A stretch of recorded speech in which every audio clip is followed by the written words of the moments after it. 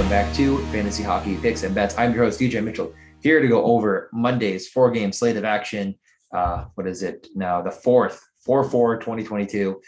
We're getting into hopefully warmer weather where you are. Hopefully we're getting closer and closer to the playoff hockey. I will mention that I did do a video for Best Ball NHL drafts. You can find that on my Twitter. I'm going to tweet it out probably every day this week.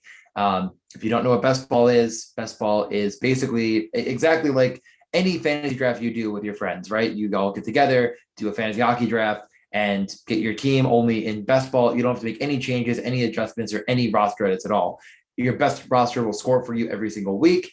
And in the playoffs, it's going to run, first round, second round, third round, Stanley Cup Finals.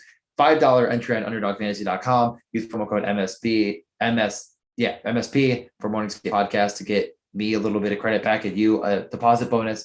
Top prize is $4K. So if you want to check that out, check out the video if you want to learn more. Like I said, it's basically you do a fantasy draft. Your team's going to score points. If you win the whole thing, you get all the money, and they're a lot of fun. Not a lot of downside. $5. But one thing I wanted to just mention before getting into the show, only 4 games, so I'm not allowed to talk about. I did get a couple little questions that I just wanted to kind of hone in on a little bit more. One, and I'm kind of looking at my phone if you're watching this on video to look at some lines. So one was about kind of first goal scorer props as far as if they're a good bet or not. And it's not a perfect science. Every game might be a little bit different depending on kind of like you have the Austin Matthews and McDavid comparatively to a game I kind of pulled up, which was Vegas and Vancouver, which would have happened on, that Sunday night. But essentially what you're seeing is often, 1 in 12, 1 in 13, all the way down to some of these defensemen that get around, 60-1, stuff like that. I don't think that these are profitable at all. They're definitely not good math bets as far as just the VIG on them is incredibly high. If you kind of added up all of these players and said, okay, so 1 in 12, well, you got like 12 guys that are 1 in 12. That already kind of eats up the 100% chance of there's only be one goal scorer, right? Then you get down to the lower. So you're really looking at, a one thing that could possibly hit. And there's about, 200%, if you will, or that kind of a double VIG on all of it.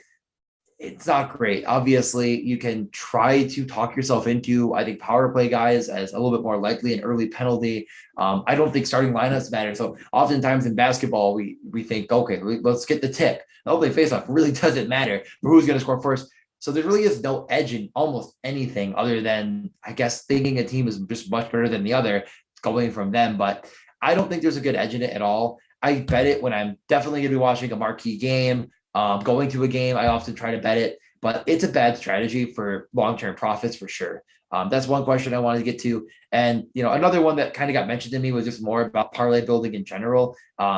Just someone kind of mentioned, like, why do you sort of, it really is up to preference. I mean, if I was really trying to be as strategic as possible, I really think, if you want to pick 3 to 4 props, that's a really good mentality. That's why I do the round robins. Round robin basically meaning that if you take, let's say we have 5 props we really like, 5 bets in general. It doesn't have to be props. You could use, money line X over Y and 3 props. If you do a round robin, you can take all the combinations of all of them. So instead of saying, well, all of these have to hit or I get nothing, if 4 or 5 hit, you get every combination of 2, every combination of 3, every combination of 4. The 5 didn't hit, but you'll make a decent profit on that. Right? That's why I bet that way. Now, when you do round robins, make sure you're looking at exactly what you're paying. Because if you're putting, 9 props together and you're doing like $1 per combination, that's 500 bets. So it's going to still really add up, and it's going to be a really, really costly endeavor. On most apps, you can do 10-cent minimum. So if you want to do it that way, I like to do it that way. I think it's more fun. End of the night, yeah, maybe you didn't. If you hit everything, obviously, then you take every combo of all of the wins plus the parlay, which I always increase, right? I mean, come on, I don't leave 10 cents on the whole thing. I bump it up to 15, 20. But the point I'm making is that definitely gives you more skin in the game.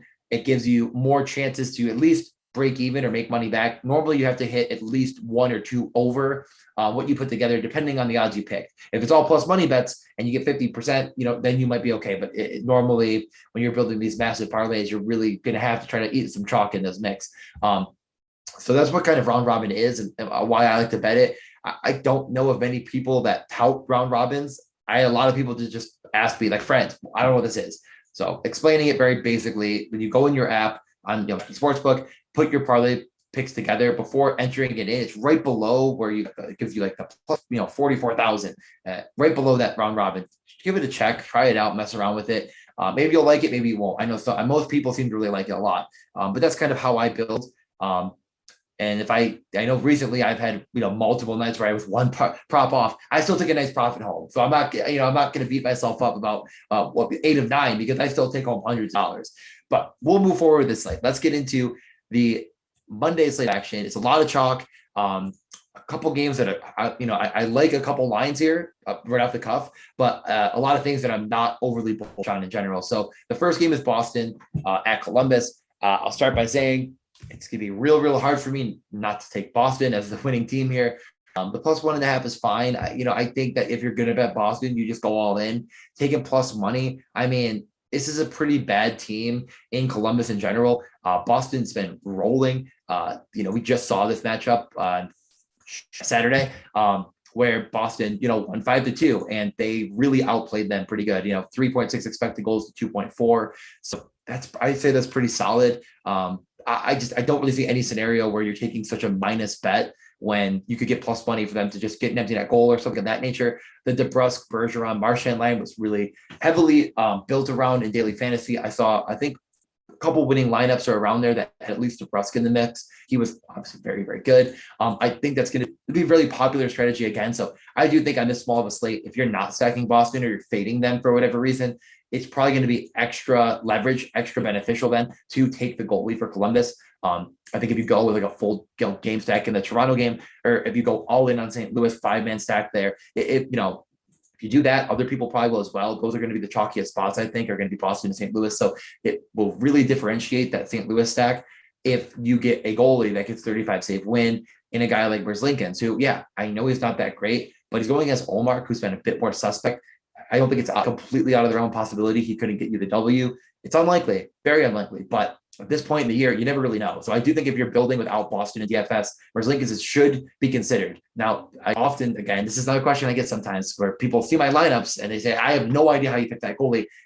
How did you do that? And it's like, if I don't play Boston players and they score 7 goals, already lost. Like, it doesn't make my goalie getting me at -8 didn't matter because my team already missed out all of that Boston points.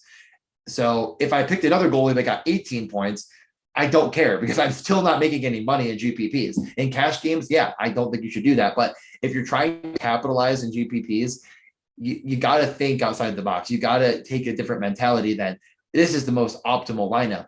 It's not going to get you there often. So when I've had bigger nights, it normally comes at the hands of a goalie that shows up and puts in that kind of a performance.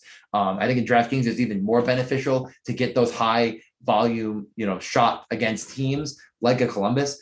So that's definitely a strategy I use. And I think in the playoffs is almost even infinitely more valuable because playoffs, anything can happen at all. And these are all good teams at this point. And people still galaxy bring themselves into all the chalk and not get any of those goals on the other side. I don't like that. I also, we'll get to the playoffs later. I don't want to get into all the DFS now, but let's talk about this game really specifically. Corsi against Columbus is 17th over the last 10.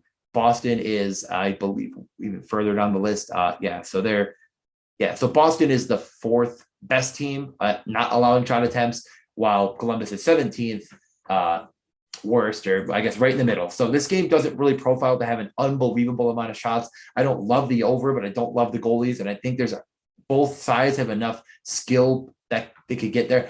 I personally at 6.5, I'm just not betting it. I take the under if anything, but I don't think it's worth your while. And you just take the Boston puck line and move on. As far as players, there's one I love here more than anyone else. It's definitely Pastrnak. He hasn't scored in a few games, and he has been shooting like a man on fire. Again, he hit his over on 4.5. It went up to 4. It was 3.5 at minus a whole bunch for a while. Then it went to 4.5. I'm still hammering it. He had 1, 2, 3, 4, 5, 6, 7 on net, 2 missed and 1 blocked with 10 shot attempts. I mean, I think it's going to happen again. He's definitely the great shooter on his line. I know Howla had 2 goals, but I think the ball's going to break for Pastrnak. I might even bet him to score twice here just because I really, really think that he's going to be forgotten about. And I do think in a Boston stack, he's still very, very viable with all of that mix. If you're going to spend all your salary there, I think you can because there's enough value that we're going to get to down the line. So definitely interested there. I don't think I'm going to get overboard on Columbus in any capacity. There's really not even a player that I think is safe in really in any respect to bet on. So I think I'm just ready to move on to the next game. But Pastrnak shot prop, I don't hate the idea if you can find it. For a McAvoy point as well. He has been a little bit more involved in the offense. He hit the post last game. I think that he's going to continue to kind of ramp up that offensive production. So I'm okay with it for sure. I definitely could get on that because he's been a guy that, it's not like he's not Victor Hedman, he's not Roman Josi, but he's been playing a very similar role, just a little less minutes. And now with Lindholm, I think he's freed him up even more. He was on the ice for 3 goals for in that last game against Columbus. And, on top power play. So I definitely think his point prop is really going to be in play for me. Maybe in some more long odds builds for parlays, I'm going to put that in. Next is Toronto at Tampa. I'm just going to start by saying I'm going to definitely bet the under here at 6.5 for a couple of different reasons. I know, first off, there's a ton of skill on both sides here. And this is very easy to talk yourself into. These goalies not very good. Yeah, I'm not going to go there myself. We should be seeing Campbell and Vasilevsky. We got confirmed Campbell at this point that he'll be in between the pipes. I can't imagine they go back to Elliott. He started last game. So we're getting 2, I think, better than average goalies. I know Campbell's been bad, but he was battling an injury. I'm not going to hold it against him. I'm back on Campbell here. But, we're looking at a Tampa team that is just, all season long and even as of late been one of the best against shot, just condensing shot volume against with Vasilevsky and net. I think that helps. And we're not talking about the same Toronto team of years past. I think a lot of people have been, this is Toronto team that if we would have looked over the last 10 over the whole season for the Corsi 4, this would have been the top team almost every year. And this year, they're a lot more closer to 10, 15. They're just not winning that way anymore. They're just not playing that same style that they used to. They're not playing as running gun as they. So I think we have to keep that in mind. As far as Corsi 4, this is 11 and 13. Toronto is 11th over the last 10 in Corsi 4 per 60, and Tampa is 13th for Corsi 4 per 60. So maybe some shot volume here, but I don't think it's quite high enough for a minus bet over 6.5. I'd rather take the under here minus 115. Under 6 goals, over 7 goals is all you need. That feels like it's going to happen decently often. So this is a pre Stanley Cup matchup. Very, very likely this is going to be the 2 teams. Boston could slip in, but right now this is the Stanley Cup matchup. I think both these teams are going to come out firing and playing their best they can. So I just think of best on best, the Stamkos line versus the Matthews line and others. It's going to be one of those games where I just don't know if it's quite going to get there. So I'm going to take the under here. I'm not going to bet money line. I do think anytime you can get Toronto at plus money, it makes sense. But Tampa Bay's they're a tough team to crack, obviously. So not going to do it. I think if you're betting Tampa, again, just go for the empty net goal, go for the plus 180. You can bet both if you'd like, but I think especially in like a same game parlay type of build, I'd rather take like Stamkos score or something of that with the reverse or the puck line for Tampa, like minus 1.5 if you're doing that, because it's very likely that if they do win by 2, it's probably that, that line point. Kucherov and Stamkos, but depending on where you can get them to score, sometimes points even better than Stamkos, but Kucherov they kind of price up the most as like they're most likely to score high. Props, like I said, these 2 teams I think are pretty good defensively. I'm not sure if you're getting any serious value here on any prop. Matthews priced out of consideration in my book. Most of these guys are, so I don't think I'm going to be overly bullish on any individual prop here. I might look to save props, like I kind of mentioned. I think there'll be some shot volume, but don't think it'll be super high. Look what Vasilevsky is. Maybe if it's 25 to 26, 7.5, I might bet that over, just thinking he gets the saves to get it done. That's probably my best angle here. I would have to look at the props and see. There's really not one individual player that's like head and shoulders above the rest, obviously outside of Austin Matthews. Victor Hedman actually is over the last 10 has the most shot attempts for any player on Tampa. So you could consider it. I know it's always tough to pick a defenseman and feel good about it. Stamkos is next, but at 5 attempts, maybe I could see it. Anyone on that line though can take control. It's very like Tampa 1 right now is Kucherov, Stamkos, and point. It's really hard to pick the one guy that's going to have the premium role. So I think I'm probably going to more than likely fade most of that. Look at the goalie, probably get a couple other things, but I'll get back to tomorrow for favorite props in this game. The next game is. Yeah, I don't think I have to say must. Arizona, St. Louis. I've already bet the puck line for St. Louis at home, back-to-back Arizona. coming into St. Louis, minus 135 for the Blues to win by 2. I'm going to bet them all the way up to 3.5. I think they could absolutely blow the doors off Arizona. Arizona is the team giving up the most shot attempts. Arizona is the team having the least amount of shot attempts, and that was including Clayton Keller in most of these games. He's only missed one now, and they played against Arizona. It was my God, Arizona. They played against Anaheim. My favorite bet of the night was Anaheim to win in regulation, and Anaheim absolutely smoked them. 3.8 expected goals to 1.4, and it was a 5-0 Anaheim win. Not even remotely close. I watched a lot of the game. It was really Anaheim, especially when their top two lines were out there, just scoring at will, dominating the game in every capacity. And now this Arizona team with, lines of Jenik, Boyd, Kessel, Cone, Galchenyuk, and Marcelli. I don't even know this guy is Marcelli. Fasching, Beagle, and Erickson, a joke. Richie, Hayton, and Schmaltz. I mean, those are 4 lines of players that, they make Seattle's lines look like first lines.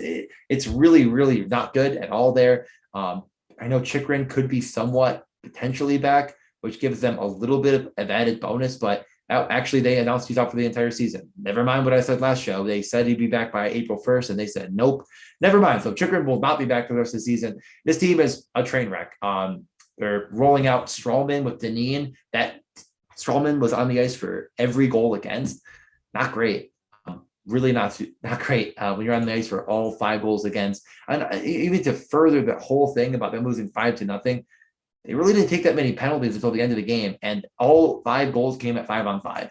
Not good at all. This St. Louis team should roll them. They're going to be popular in DFS. I think that if you're stacking St. Louis, you go all the way in. You don't dip your toes in the water. You say, I'm taking the whole thing. They went 10 forwards last time, or 11 forwards, 11-7 last time. So I think you can feel better about it. My favorite stack is definitely going to be Buchnevich, Thomas, and Tarasenko.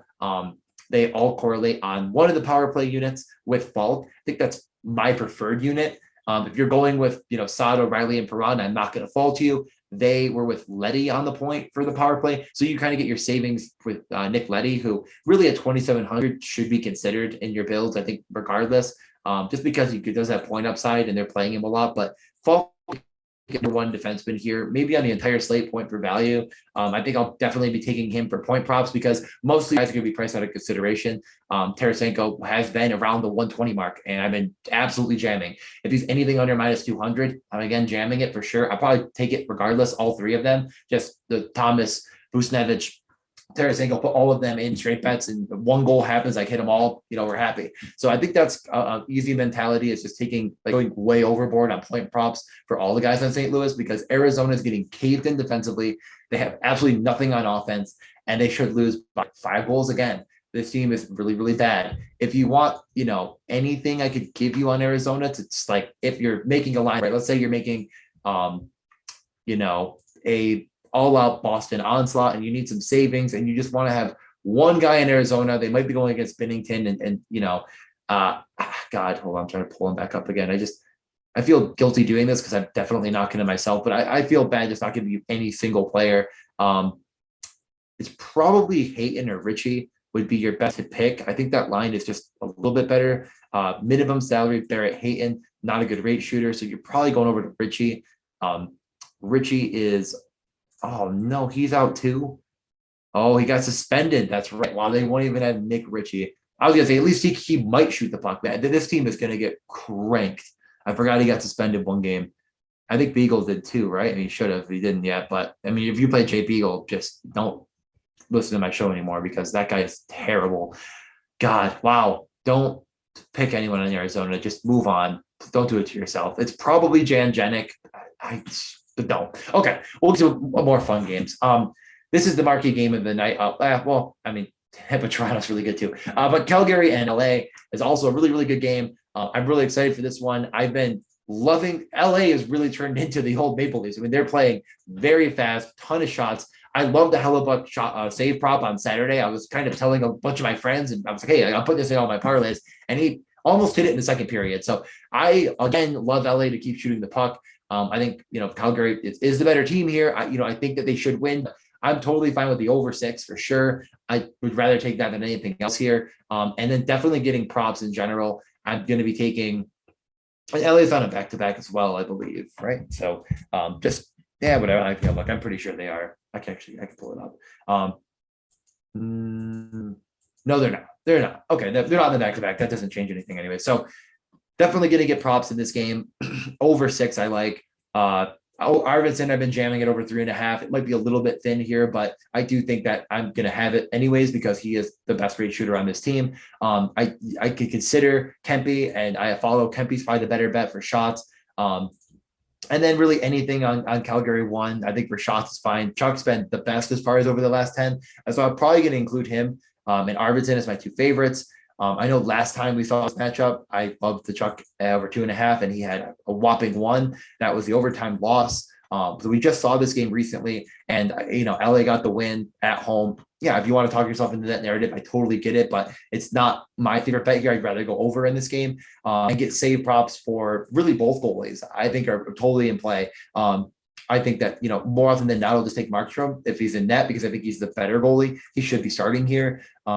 I know this is a Calgary team that doesn't often give up a ton of shots. So last game versus LA, he had 30 saves. I think if you get anything around the 25, 26 mark, that's, really easy take over for me. And I think that's where it'll be. So that's probably my favorite prop in this game in general. For bigger plus money, like I said, Arvidsson should be about plus 130 to hit over 3.5.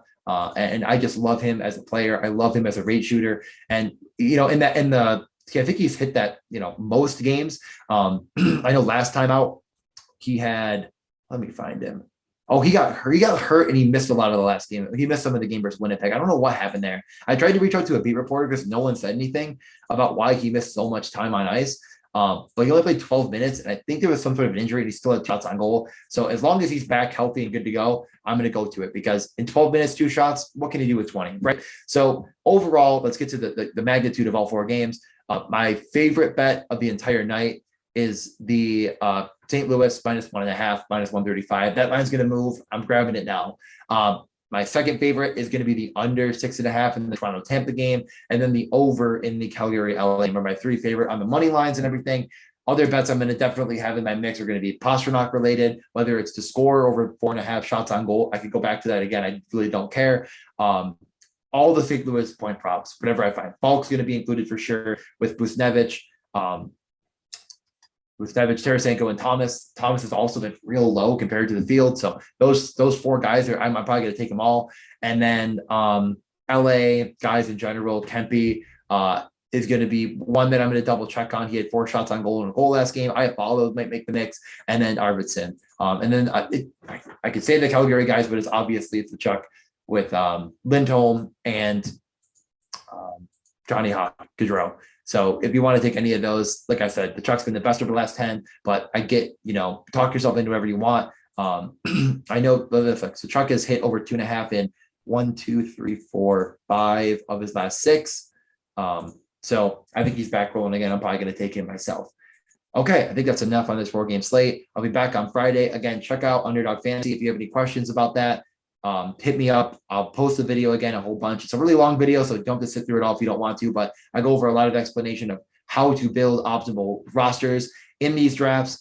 There's been a ton of coverage on the football and the basketball, not a lot in the hockey. They're growing. This is a bigger contest. I really hope it fills early. And there's nothing better than watching playoff hockey at all, right? That's the best thing in the world. But when you're gambling on it, it makes it a little bit better. I'm not going to lie to you. So gamble on it. And this is one of the funnest ways to do it. $5 entry, 4K to first place. Use promo code MSP. Rate, review, comment, do all that stuff for this show. And I will be back on Friday, if not sooner. And check out Morning State Podcast. Obviously, I'll have Tuesday and Thursday covered. And Twitter, if you're not following me, I post all my picks. They're all there. Have fun. Talk to you soon. Take care.